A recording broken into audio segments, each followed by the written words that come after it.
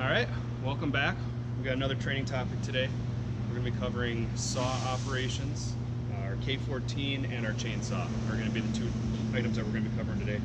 We're not so much worried about size of holes that we're cutting and roof ventilation type like that. It's just mainly operations, how to get them started, how to run them, and then how to make some cuts and good body mechanics with them. So when we get started here, to get this chainsaw started, see we're up in the stop location. So I'm just going to go ahead and pull the trigger and push the choke all the way down to the bottom, so it's full choke. I'm going to go ahead and decompress for there.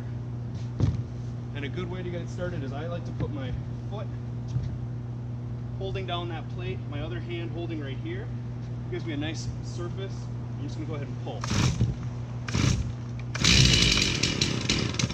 Once we have that pop, the chainsaw is popped, I'm going to go ahead and move, get the frame here, move that one position up. I'm going to go back, decompress again.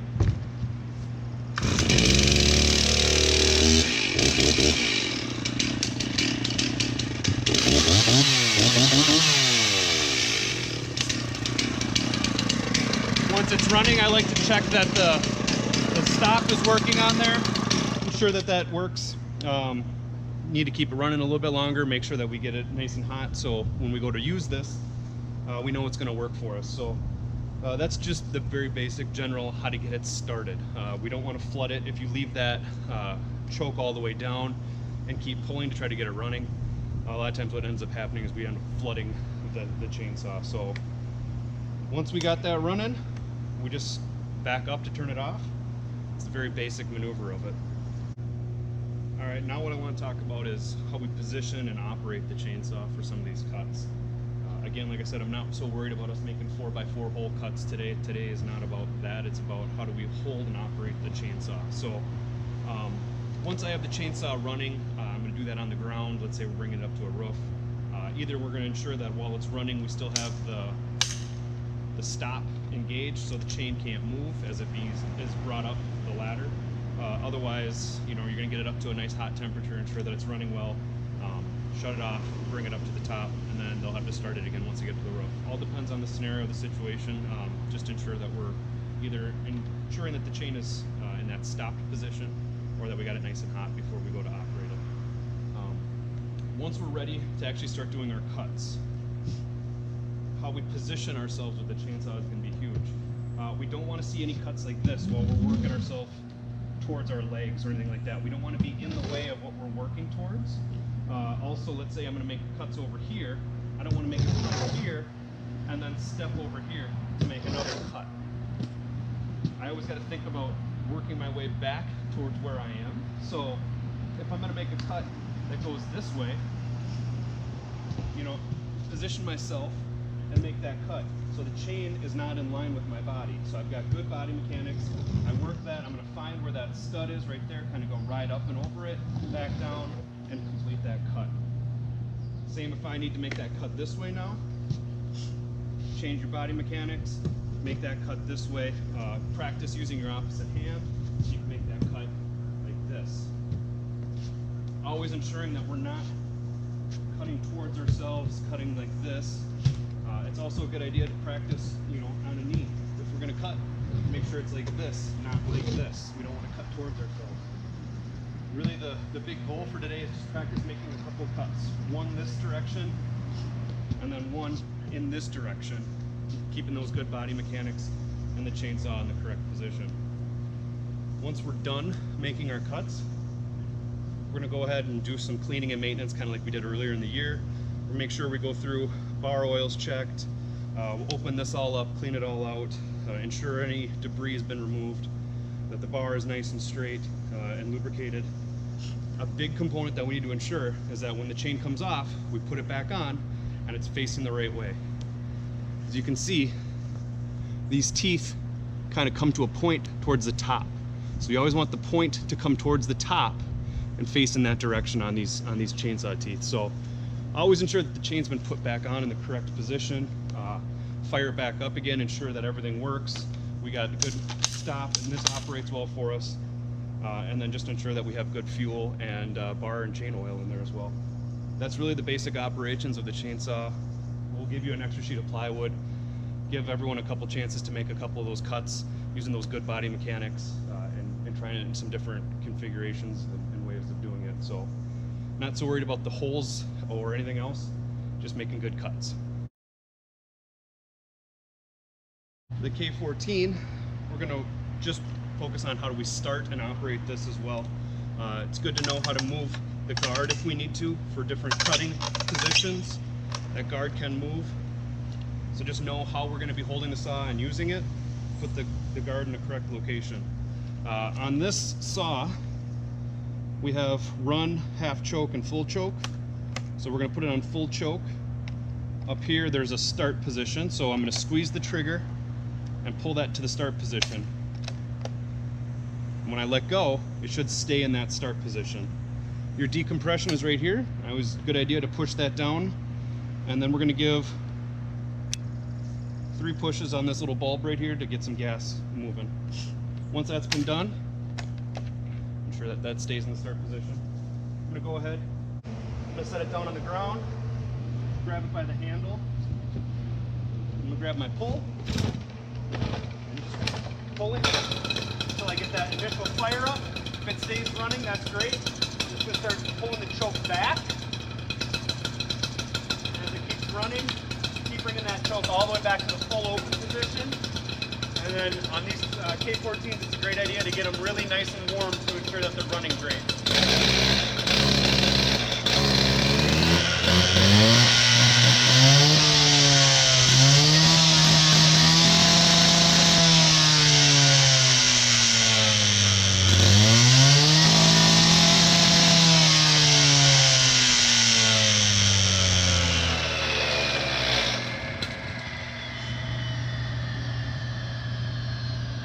As soon as I let off on this, it died. So this one just doesn't idle great. It needs a little bit more time to warm up. So since it died, I'm not going to go back to that choke position. I'm going to leave it in that open.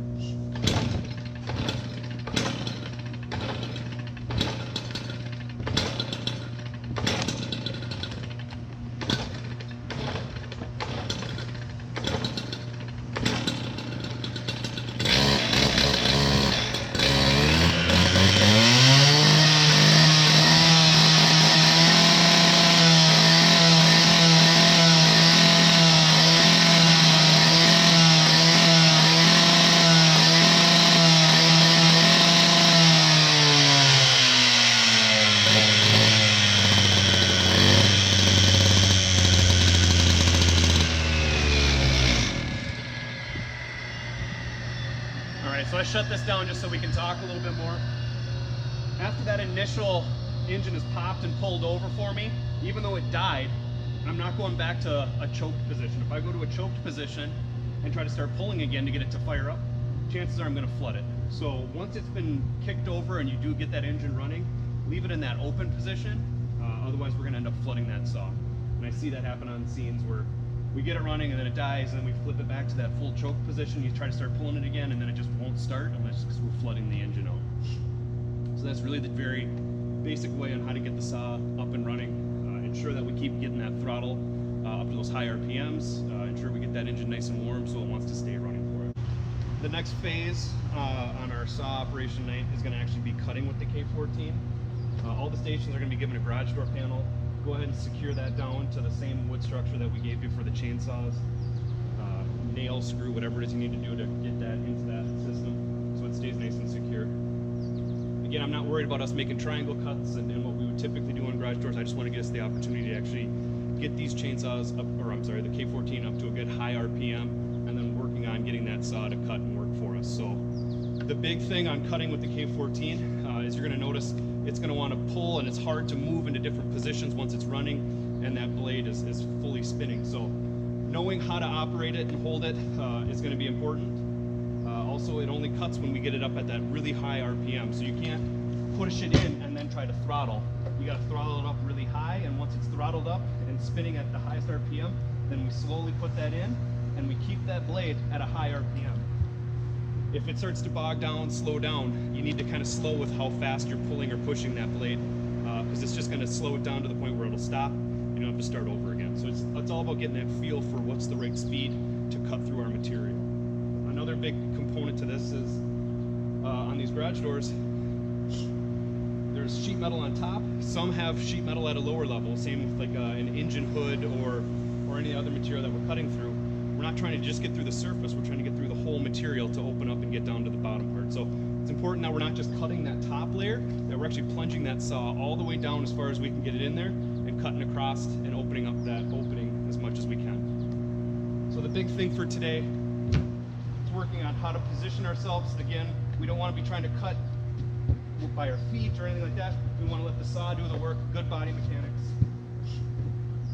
The nice thing about being nice and flat is we can get down here, get on a knee, get this up to a high RPM, plunge the saw in, and then just get that feel for what's the right speed to pull and cut through.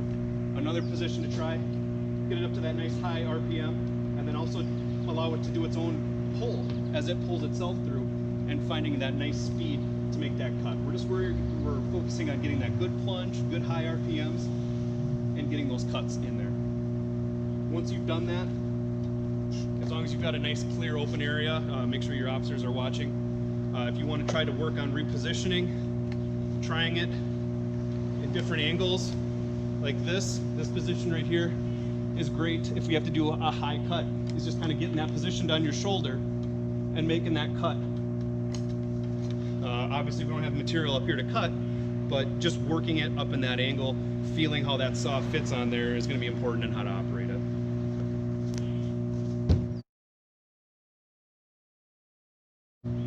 After we've made all of our cuts today, it's going to be very important that we do a really good cleaning and maintenance on our saws.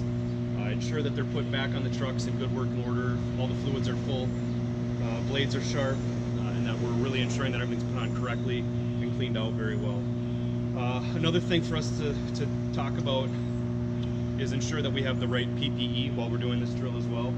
So since we're going to have shards and splinters possibly coming off of this, it's going to be huge for us to have eye protection, loud chainsaws, ensure that we have ear protection on as well. And then anytime that we're cutting, we should be in bunker pants, boots, gloves, coat, and a helmet, just to ensure that we've got all that protection that we can. It's probably going to be a hot day, so the people that are cutting and working in that area, make sure you're on that PPE. Once you're out of that area and you're rotating out, get that off, cool down, and kind of watch as other people go through theirs and do that portion. So it's important that while we're doing it, we're in the proper PPE, and when we're not doing it, that we get that opportunity to cool down, get some water, and step away from it.